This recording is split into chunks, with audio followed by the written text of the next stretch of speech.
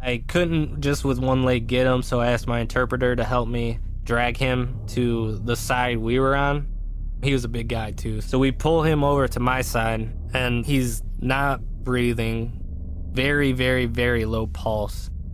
He had got shot in the neck area and maybe like the side of his stomach. So anyway, I start trying to treat those wounds with gauze as best as I can. I'm getting no response. There is more to being ready than preparation. You can be prepared for the worst case scenario, have all the tools and training, but readiness also includes the ability to bring some of that training to bear, to quiet the adrenaline and anticipation that has built up in our minds, and to keep them out of the way so we can react. Readiness includes willingness in a way that preparedness doesn't have to. To put it another way, we all know what we're prepared to do, but we don't know what we're ready to do until it is time to act. Yeah, I didn't know I was hit until I tried to stand up, after we had jumped to cover and stuff. We train with the first thing in any firefight is get to cover and then return fire. Well, when I looked over and he was already swinging his gun up and shooting. Even then, I didn't know I had been shot. Jumping behind cover, I didn't feel any pain doing that. It was just kind of like, gotta get behind here. Okay, next step. Return fire, I peek over, he's already dead. What is true bravery? What makes a hero a hero? Tested by the worries of what's happening at home, thousands of miles away, and the reality of what you're facing here and now. When your life is in danger every second, and it's either kill or be killed. From Wondery and Incongruity Media, this is Anthony Russo, and this is War. ADT is the first security company to help keep you safe at home and when you're on the go. It starts with their award-winning 24/7 monitoring that has made them the #1 most trusted security company. Call today and get ADT's best offer. Get an ADT starter kit, which includes a security panel, keypad, key fob, and entry and motion sensors, plus a security camera installed free. That's a $449 savings. You'll also get ADT Go with any ADT security system. ADT Go features include a family locator, private messaging, automatic check-ins, safe driving reports, and an SOS button with 24/7 emergency response. Go to ADT.com/thisiswar today to take advantage of ADT's best offer. Requires 36-month monitoring contract, easy pay, and QSP. Early termination and activation fees apply. Additional charge for ADT Go premium services after March 31st, 2018. Certain markets excluded. Licenses available at ADT.com. Florida EF0001121. Louisiana F1639. That's ADT.com/thisiswar. Hurry, this special offer ends April 1st.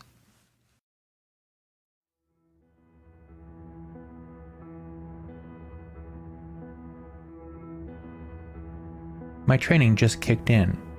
We hear that a lot. It calls to mind decisiveness and instinctual reactions to uncommonly dire circumstances. But what it doesn't call to mind is the mundane grind that getting proficient at something takes. The repetition that brings excellence isn't exciting to talk about, but then being a combat medic isn't supposed to be about excitement. It's about worst-case scenarios. It's about hoping that, on some level, your expertise rarely is called upon. Before I got shot, Brian Stormeski's expertise was called upon more than a little bit. Brian's was an odd kind of expertise, though. The rare kind that is born out of a fantasy about what combat really is like. But it is enacted with the fidelity of someone to whom it truly came naturally. Sometimes we have to go beyond everyday reality to find our true calling. We have to get so far out of our comfort zones that we lose any sense of direction until it's provided for us. Sometimes this is intentional, but sometimes the act of shaking things up is what really changes our lives.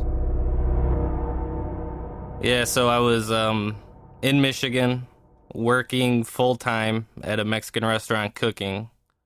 I was going to school part-time, and it was just like that for 2 years, kind of, where it's just like, well, I'm not really going anywhere. School's not getting done fast. It just wasn't going. Life wasn't going the way I wanted or as fast as I wanted it to. So that was my main decision to join the Army, and that's when I went to a recruiter in 2009. I went to a recruiter.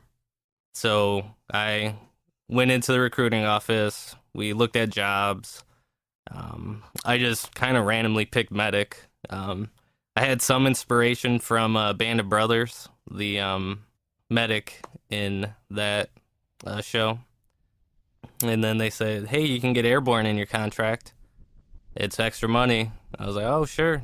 He was airborne in Band of Brothers, too. There are lots of different ways a person's life can go. Some people are content to stay where they are. Some aren't content but don't have the means or the wherewithal or the opportunity to improve their situation. Brian did. At 22, he was still working the job he had in high school and discovering that college wasn't for him, so he chose the Army. And he chose it based simply on a television series. What captivated him about the character Doc Rowe, the medic, was the fact that he didn't carry a gun, and that seemed kind of badass. Brian saw heroism in that, a kind of fearlessness, and wondered what it takes to walk into combat defenseless. Of course, no field medic had gone into combat defenseless since the 1940s, so he wasn't going to find out. But he would find out what it's like to be a medic, and he would find out what it was like to have people count on him. You know, getting airborne in your contract almost guarantees you go to an infantry unit. And I didn't know it at the time, but it went that way, which was once I got there, and I kind of learned that fact in basic, and I kind of accepted it there and then looked forward to it eventually. But initially, no, I didn't know. I didn't know much about the Army and how everything worked and how the different jobs work, because some medics, they go to hospitals, and they can be at a hospital the whole time and never ever deploy with the infantry. There's a significant and cultural difference between going to basic training directly from high school and taking 3 or 4 years to work first. For Brian, that difference was psychological. He was prepared for the responsibility. He was prepared for the demands. And as it turned out, the training and discipline agreed with him. It prepared him for EMT school. So he arrived at Fort Sam Houston in San Antonio, Texas, ready to take on this new challenge. The first 9 weeks is all civilian EMT basic course. So we don't even touch on combat medic stuff the first 9 weeks. I would liken it to, even though we only get certified as the lowest EMT level, EMTB, we do paramedic level tasks, and our scope is that of paramedic. It's 2010, and the wars in Afghanistan and Iraq have become entrenched parts of American life. Just something we're used to now. Sure, there still are casualties, there still are suicide bombings, there still are U.S. soldiers being hurt. There still are U.S. soldiers dying. But that is just the way things are now. For people without friends or family deployed, the realities of IEDs and suicide bombings just don't have the force that they had a mere 5 years before. When Brian signed up, it occurred to him that he may go to Iraq or Afghanistan, and he was willing to. But things had kind of returned to normal in the Army, and people were getting normal deployments. In 2010, a person easily could join the armed services and not end up in the Middle East. But that wasn't part of Brian's thinking. At the time, he was as willing to go to Iraq or Afghanistan as anywhere else. There was a little more adventure in it. Brian would train to become a medic and be prepared to serve in combat. And in AIT, Advanced Infantry Training, he would learn just what the difference was between a combat medic and a hospital medic. He would learn to take the skills that he used as an EMT and apply them in combat situations. And by this time, there wasn't any question about whether he would go to combat. And there also wasn't any question about the odds of him having to use his training. And that might have been the best lesson he learned in AIT. For a combat medic, it isn't if. It's always when.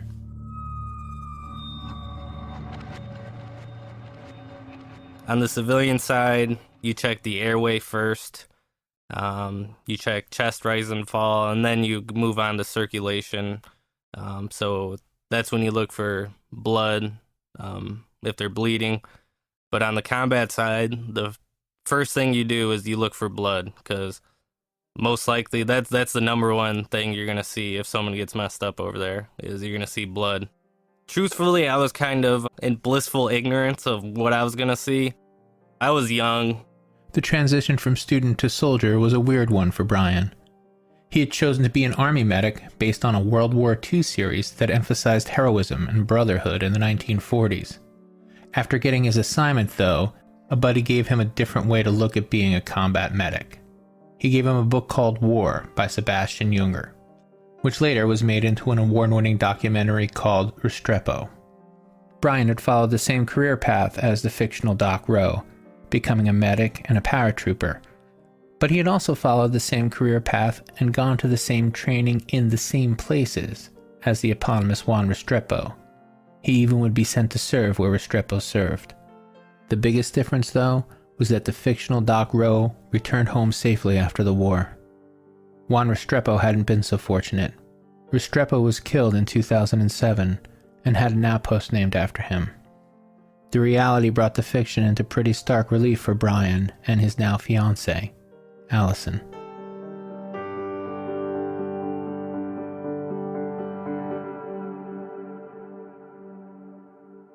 I love talking to people and telling their stories. I love writing about people's experiences and the different places they've been and making this podcast. When I was putting together my personal website, though, I kept having trouble getting everything just right on my blog. Fortunately, I heard about Squarespace on a podcast and signed up. I knocked out my professional website in an afternoon using Squarespace because I wanted to spend my time making stuff, not fiddling with my website. Squarespace takes care of everything. They provide beautiful templates made by world-class designers, and the templates are highly customizable. Squarespace provides award-winning 24/7 support, built-in SEO, and, the thing that sealed the deal for me, free and secure hosting, as well as never having to patch or upgrade anything ever. Whether you're writing a blog, making a podcast, or starting an online business, Squarespace can help turn your cool idea into a new website. You can blog or publish content, sell products and services, or just showcase your work like I did. Make it yourself. Make it stand out. Squarespace is perfect for writers and artists, sports teams, personal trainers, photographers, and real estate agents. Anyone really who wants to focus on their passion rather than on their website. Go to squarespace.com for a free trial, and if you'd like to support this show, then please, when you're ready to launch, use the offer code THISISWAR to save 10% on your first purchase of a website or domain. That's squarespace.com, offer code THISISWAR. The dangers were a little more real and a little clearer to Brian when he arrived for his first deployment.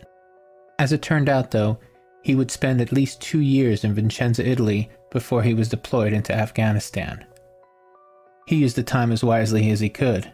The first order of business was to get married to Allison, who was still in the States. Since there was no way Brian could afford to go home and bring her back, and since she couldn't come live with him if they weren't married, they arranged to have a double proxy wedding in Montana. So Brian, in Vicenza, Italy, promised to marry Allison, who was in North Carolina, at a proxy ceremony in Montana, the only state that allows the practice. It took nearly a year to arrange the marriage. But once they were married, he flew her over, and they began their life together in Vicenza, Italy. They made friends, they had a neighborhood, they toured Europe a bit. But what really sticks with Brian was what it was like after the forward detachment returned and began gearing up for their next deployment. It was interacting with these soldiers that gave him a little insight into what it was like to be in combat and then to come home. I know a lot of them missed it. A lot of them missed being deployed. If it's anything like after I deployed, it was kind of feeling like, it's kind of cliche, but the camaraderie that you get over there. Life's kind of simple too. You just eat, sleep, go on patrol, get shot at or not, and come back and, play on your laptop. We had really, really slow internet. So it was really simple, and everyone was really close. So I think a lot of people missed that, because I know that's how I felt. Closeness among the soldiers may not start because of combat, but certainly it's intensified by it. But when they're out of combat, when they've returned home to base, this closeness translates into the family life. You hang out with the same guys that you were deployed with, and your wives hang out together, and your kids. And you all get closer, and you have this own kind of separate community. It can become like an additional part of your unit. And that's just kind of the way everyone thinks. It makes it easier, and it makes everyone stronger. But then when it's time to head back to combat, everyone has to say goodbye. And so as Brian got ready to leave, Allison was a little nervous. She had spoken with some of the other wives, and she had heard the stories of the guys who had been deployed. She knew it was serious. Plus, as Brian says, she had already seen the movie. So she was nervous. She felt at ease with, my platoon. We hung out a lot, and we all knew each other. So she felt comfortable with all of us. The 173rd would be deployed in the Wardak province of Afghanistan. If Vincenza, Italy was foreign and exotic, Syedabad was alien. It was desert, but it had these lush, green spaces, and it had these mountains, but it was desert and rock, and it felt barren a lot of the time. On top of that, there were the Afghanis themselves. Sure, there were the locals who looked the way he expected them to look, but there also were members of the Afghan National Forces, the ANF. These guys had a special kind of weird vibe about them, and probably Brian put some of that on them. You see, there had been a lot of what are called green-on-blue attacks, where members of the ANF would just turn on the U.S. troops, usually unprovoked as part of a coordinated attack. There were instances where the ANF was infiltrated by the Taliban, and they used the inside knowledge to either undermine or flat-out attack U.S. troops and coalition forces. Sometimes they weren't Taliban, but rather proper ANF forces who had been bought, or threatened, or a bit of both, and those guys would carry out attacks. Imagine it, the guys you work with every day and develop a kind of relationship with, even if it's just a nod and a smile kind of acquaintanceship, one day turning and drawing down on you seemingly out of nowhere, and then just opening fire. Yeah, first, me and my buddy, my Nat, we had guard duty at one of the gates. And Afghan army are always at the gates too. And I just remember being really nervous around them. Like, they offered us food. I was, too scared to eat it. And they offered us cigarettes. I was too scared to smoke them. But eventually, we got to know them. We started, trading with them. We would play a game where we'd point to, say the watch on our wrist. We'd say watch, and then they'd point to it and say it in their language. So it turned into a pretty cool back and forth with there was a lot of instances of the green on blue attacks. That's where, they attack us. So it was kind of something you heard a lot about, but you never talked to anyone who's experienced it, but you know it's there. Shaking off the paranoia was actually one of the smaller tasks that Brian had to complete. When you think about it, training as a medic looks a little bit like a deteriorating case of denial. In EMT school, when you're learning the basics, you're not learning the things that are combat specific. They're practices and protocols that would apply in everything from a car accident to a natural disaster.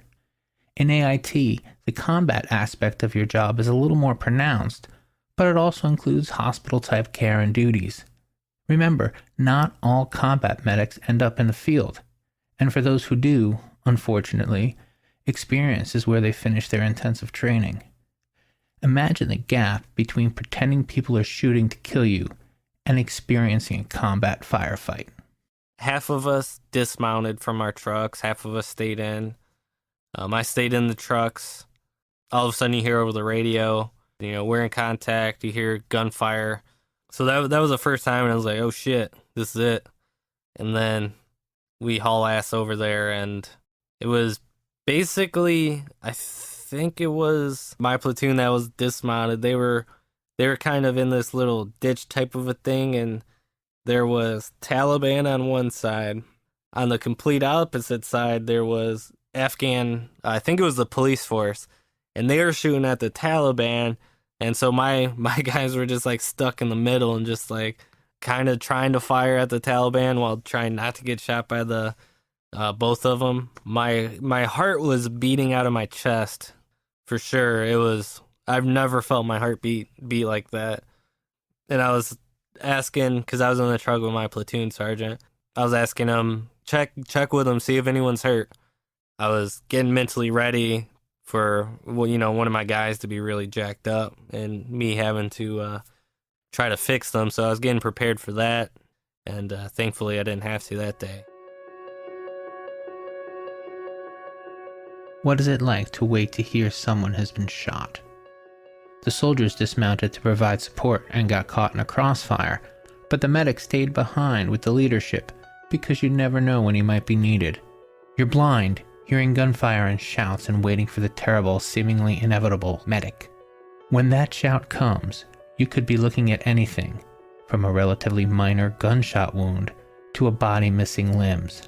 But you won't know until you get there, and in the meanwhile, all you can do is wait, remember your training, and hope this isn't the time you're going to need it. But when you're a combat medic in a war zone, violence eventually finds you. They call it the battle rhythm, the day-to-day mundanity of combat duty. For Brian, it was broken down into 3 sections: patrol, QRF, and guard duty. QRF stands for Quick Reaction Force, a heightened state of readiness for disaster. If US soldiers are under attack, this is the immediate support team. It is constant tension and waiting, but the battle rhythm has its purpose. You never have to wait too long for the routine to change. The idea is, since you're only doing any one thing for 3 days at a time, it's long enough to get used to it, but not long enough to fall into a pattern where you begin to lose your sense of urgency. First you're off patrol, then you're on heightened alert, then you're on guard duty. You never have to wait too long for your job to change, so you never get complacent. At least, that's the hope. I wouldn't say it got less scary. It's really hard to describe, because I remember one time we came under fire.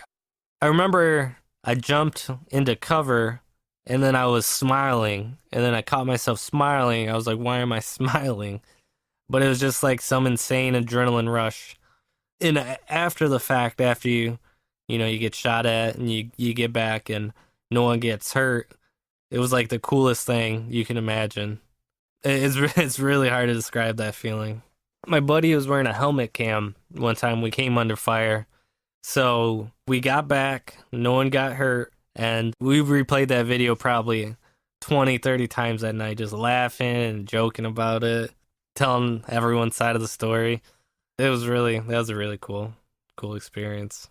When being under fire is a regular part of your day, you have to find a way to make it normal. Being shot at and shooting at people, no matter how long or no matter how many times you've been deployed, it isn't normal. Incorporating it into your routine, forcing normalcy onto it is important and necessary if you're going to come out of deployment with a sense of different kinds of normal. Admitting that it is pretty cool, and that you were afraid and excited all at the same time, not only helps soldiers cope, it is part of why they can become so close to one another. There's an honesty that comes from living under fire that is particular to the combat experience. And, especially when there haven't been any casualties, it's okay to admit that there's something pretty badass about live fire combat. Especially given that, the odds are, the next time somebody won't be as lucky.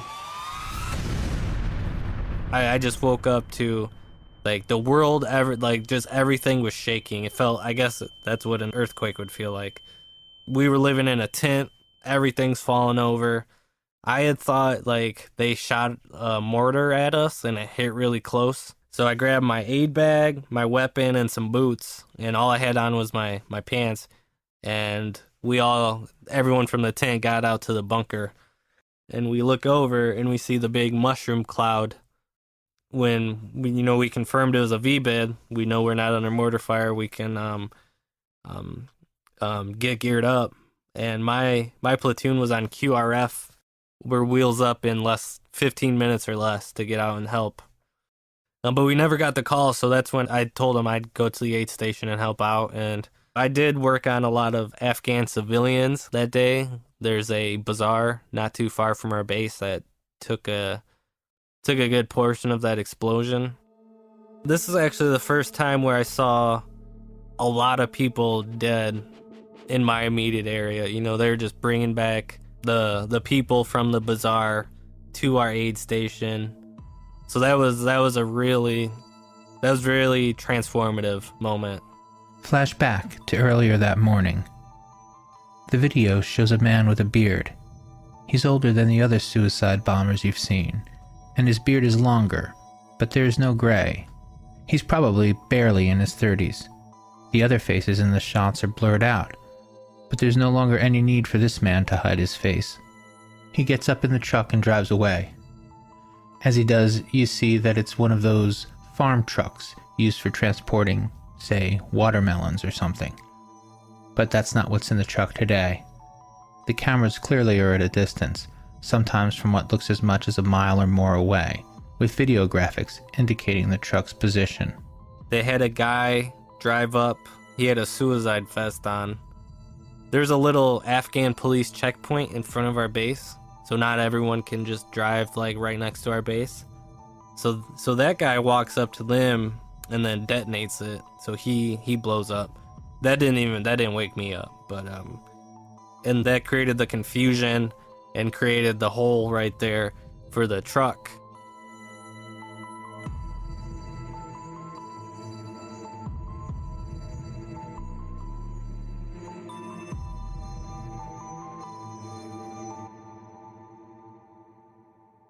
Are you hiring, posting your position to job sites and waiting for the right people to see it?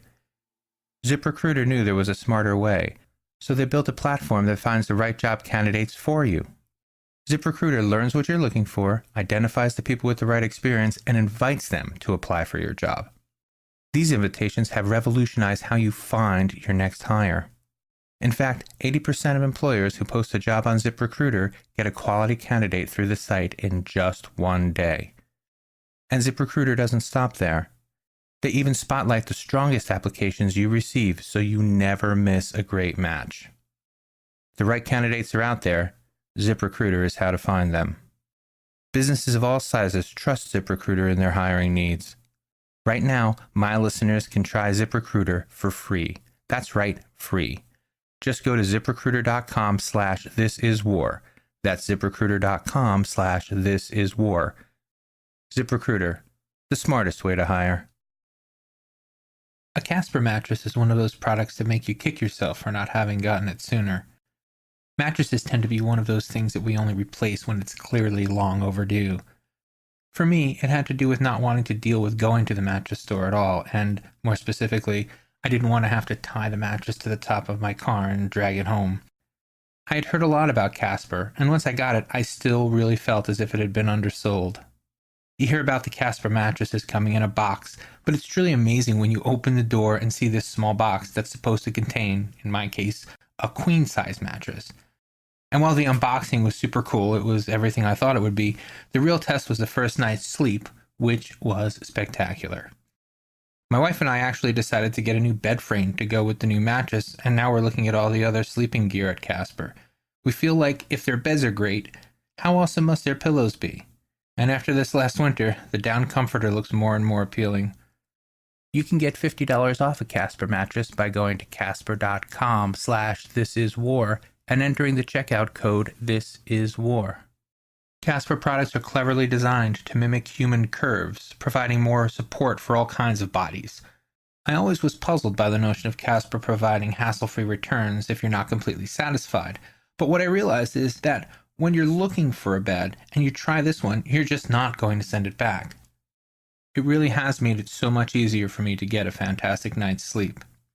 The point is, you can be sure of your purchase with Casper's 100-night, risk-free, sleep-on-it trial.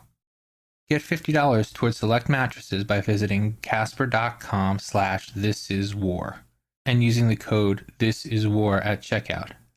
Terms and conditions apply. From a nearby hilltop, the video keeps rolling, following the truck with the red cab as it begins making its approach. The cameraman, who so far has been quietly narrating, begins chanting a prayer. We see a small explosion from the bomber in the vest and hear yelling in the distance as the truck with the red cab makes its final approach. It pulls as near as it can to the base and detonates with what Brian was told was 3 times the power of the Oklahoma City bombing. We hear chants of joy from the cameraman as the concussion rolls toward the camera and, a few seconds after the mushroom cloud appears, we hear the explosion, followed by more cheers of joy. The thing that got me the most about that day is I remember I was with my friend. We were going to the aid station and just like, this is crazy. And then we see some other guys on a litter, just a kid, couldn't have been more than 12, probably even younger. He was dead. You could tell he was dead. And they were, transporting him across to the triage area where we would put a patient like that. And so that got me the most, I think, that day, was seeing that kid dead. It didn't even cross my mind that, I'd come across a situation where I'd see or try to help a dead kid, According to later reports, the attack was meant to be a reprise of the September 11th, 2011 attack on the same base. That attack had left 10 Afghanis dead and 77 U.S. service people injured. This attack was no less violent, but at least it was less deadly. And no Americans died, thankfully, that day. A lot of them got pretty jacked up with head injuries, broken ribs. Nothing too major, nothing life-threatening, but enough they had to be evac'd out to get treatment for the next level. Suicide bombers always were an overriding concern. Cars that couldn't be identified often were fired upon, and especially at the checkpoints, there was a draw first, ask questions later kind of mentality. But for Brian, it wasn't a suicide attack that took him out of the war. It was something that he had kind of expected all along, but also didn't dare to believe.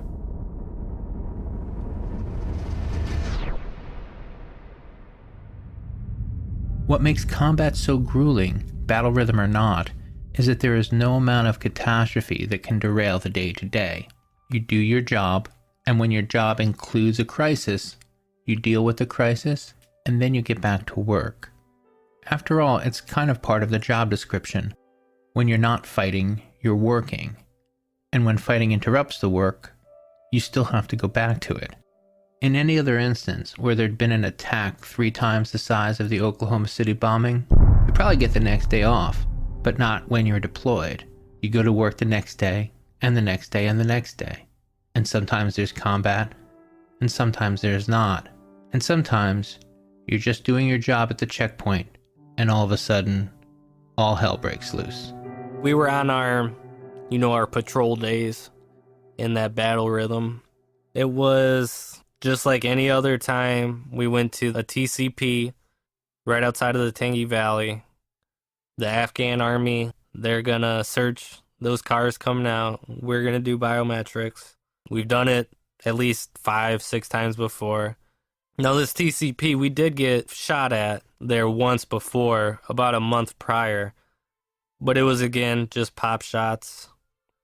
One of our trucks drove up, did a recon by fire, drove up firing where we were taking fire from, just drove back, then we got in our trucks and left. Biometrics at the TCP, the traffic control point, just meant checking irises and fingerprints, trying to catch people who were on the run, trying to sneak past the border guards. It was one of the boring parts of the job. In fact, the only thing that made it a little less mundane is they had been joined again by the ANF. Concerns about green-on-blue attacks had meant heightened security and no contact. But that day, the ban on working with the ANF had been lifted, so they were all out in the field together. I was the one doing biometrics on a civilian. My friend Castro was right next to me. And I hear gunfire. I look over, and it's the Afghan soldier who he had shot to our right. By the time I look over, I see him raising his weapon and shooting our direction. So we jump behind the little bunker we were at. So me and Kyle Castro make it over. And then I peek around the corner, and the person who had shot at us is dead. So Castro he says, Doc, I'm hit. Doc, I'm hit. I look at him. I said, move your hand. His hand was like on his cheek area. He has a little blood trickling out at the side of his face. And I feel down his neck, and you can see the bullet.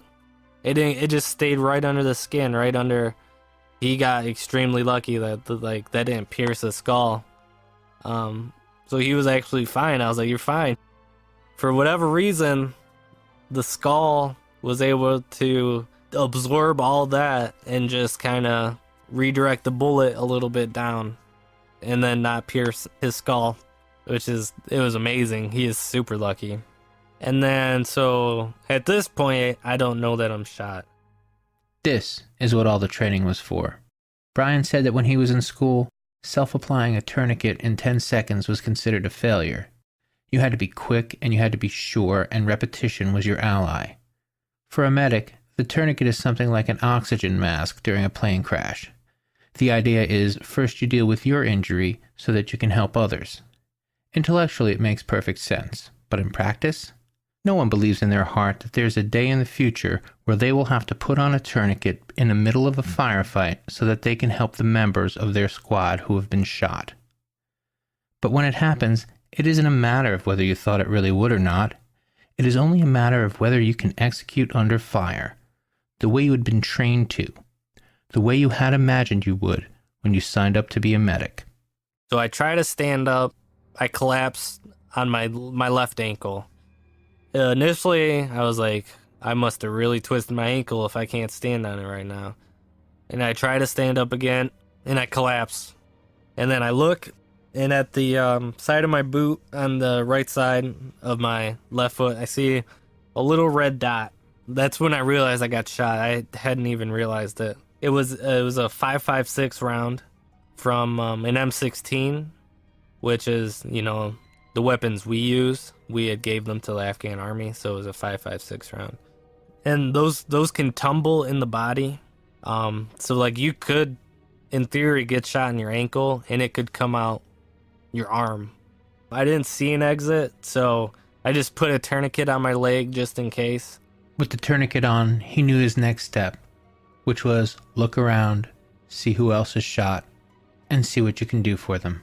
So I crawl over to the left side of that square-shaped bunker. My interpreter is there as well, our Afghan interpreter. So he's kind of ducking behind this. So I look over to the left side, and then I see my platoon sergeant down. I couldn't just with one leg get him, so I asked my interpreter to help me drag him to the side we were on. So we pull him over to my side. He's not breathing.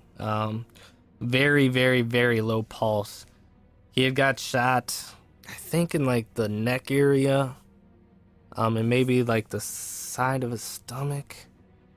So anyway, I start trying to treat those wounds with gauze as best as I can. I'm getting no response. And at about this time, the opposite side, and kind of right next to where my sergeant was laying, my buddy Walkup was also hit. By now, the firefight was pretty much over. The Afghans who had turned on them were either dead or driven away. Brian knew there was nothing more he could do for Sergeant Metcalf, so he had himself loaded on the truck with Walkup and worked on him on the way back to camp. Riding along in the back of a truck over bumpy desert roads with a bullet in your ankle is really, really unpleasant. But Brian wasn't having half the time that Walkup was. He was worried for his friend, but it looked like he would make it. Things definitely didn't look as good for Sergeant Metcalf. Sergeant Daniel Metcalf had first arrived in Vicenza, Italy, a decade before, when he was 19. He was on his 4th combat tour, 1 in Iraq and 3 in Afghanistan. Metcalf was the 2000th U.S. service person to die in the Iraq and Afghanistan wars. The other American death in the firefight that day was Kevin O'Rourke, a former NYPD cop who was a 9/11 first responder. He was working for the company that developed the biometric systems. There is some controversy over what specifically happened at the TCP that day. The Afghani government initially claimed it was a mortar attack and that the U.S. soldiers had overreacted and confused it for a green-on-blue attack. But for what it's worth, in other similar incidents, that seemed to be the party line. The initial reaction was friendly fire, but further investigation often undermined that theory. For Brian's part, he didn't believe it for a second. So I know the one that shot at me, I did remember him from the last time we were there. Nothing ever felt out of the normal, until after they started shooting at us. Like the time we were there before, he brought us, they always bring us their chai. So they're always like offering us chai. Like this guy specifically that shot me, the month prior, he had offered us chai and everything. They did an investigation. I don't know what came of it, if they knew if they were Taliban all along, if they were threatened, if their family was threatened, if they got money. I don't know if they ever found out why they did it. Brian's wife Allison was with some friends, other military wives, when the call came. They were on their way to Switzerland, which is one of the perks of being stationed in northern Italy. Brian told her he was alright, and assured her that her friends' husbands were alright too. But he asked her to go back to the base. He didn't say anything more about the incident. It wasn't his place or business. Besides, the fact that he was in a firefight and asked her to make her way back to the base was really all the notification anyone else needed. They went home and gathered together to wait for the news. Military base life abroad is about as different from regular suburban life as you can imagine, while being uncannily the same.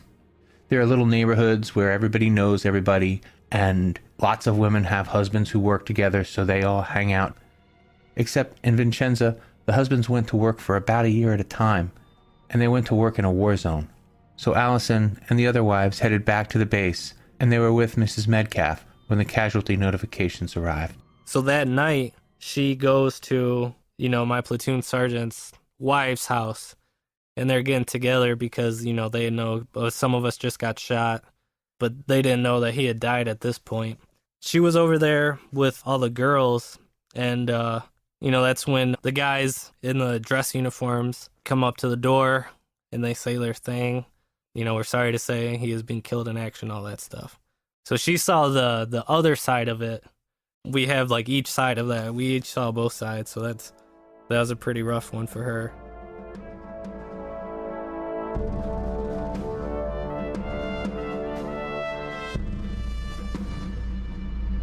Allison packed up their life in Italy and flew back to Virginia to help Brian get through his rehab.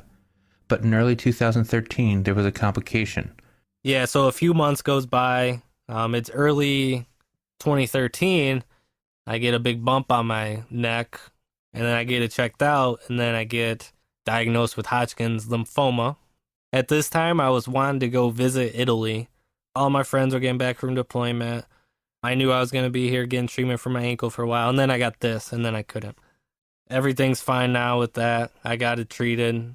I was kind of wanted to stay in, so I pushed the WTB to let me stay in, the command. So they did. So they assigned me to TBI clinic, or traumatic brain injury clinic, and then I worked there up until the day I medically retired from the Army, which was April 2017. Interestingly, it was his work as a medic rather than his time in the hospital that convinced him that he was done with the Army. You remember that there is a marked difference between a combat medic and a hospital medic. It's not that one is better than the other, it's just that they're really two different jobs that are trained for in the same way. For Brian, the idea of working as an EMT in a hospital didn't hold much appeal. Instead, he wanted to try something else. He knew he wasn't going to combat, and if he wasn't going to combat, he was done being a medic. Brian had ended up someplace between Doc Rowe and Juan Restrepo. He was alive and home and safe, which made him more like Doc Rowe, but he certainly didn't come out unscathed. They said I have symptoms of PTSD. What they officially diagnosed me was generalized anxiety disorder. I really didn't start getting it until like a year after. Because I was so busy with like the cancer stuff and ankle stuff. I guess I didn't have time to sit and process everything. So I think around that time, I would think back to when that guy shot me. I remember thinking like, this is it. I think I might die here. So knowing how that feels, I think that kind of, played with my anxiety as well. Because I'll go back and I'll feel that feeling and I'll get really anxious about it. I've been doing a little bit better with panic attacks, but I'll get panic attacks as well. Where I go back to like that feeling, what it felt like to think like this is it. And then I'll start feeling those feelings again. And then the anxiety will kick up. So stuff like that. Yeah, I think it's burned into my brain. I can still see his face. I can still see Sergeant Metcalf's face. I can see Walkup's face in the back of the truck. I can see Castro's face when he was holding the side of his head. That one I don't think I'll be forgetting about anytime soon. Brian was lucky. He had had his skills tested under fire and had performed satisfactorily. He was compelled to act under fire, and that was the allure that becoming a medic held for him. With the main thrust taken away, without the desert and the explicit purpose, the notion of continuing left him a little flat. He was trained to react, and he knew he'd always be ready, but everything he knew he could do, he had executed in the 20 minutes or so of the firefight. Sure, it could be said that 20 minutes lasted a lifetime, but really, it didn't. Brian still has a lifetime ahead of him, and he has to fill it with something more than the knowledge that he performed admirably while wounded and under fire. He's changed career paths completely, and toys occasionally with using his GI Bill to change his trajectory even more. The one thing he does know, though, and the one thing that he has already proved, is whatever happens going forward, Brian is going to be ready.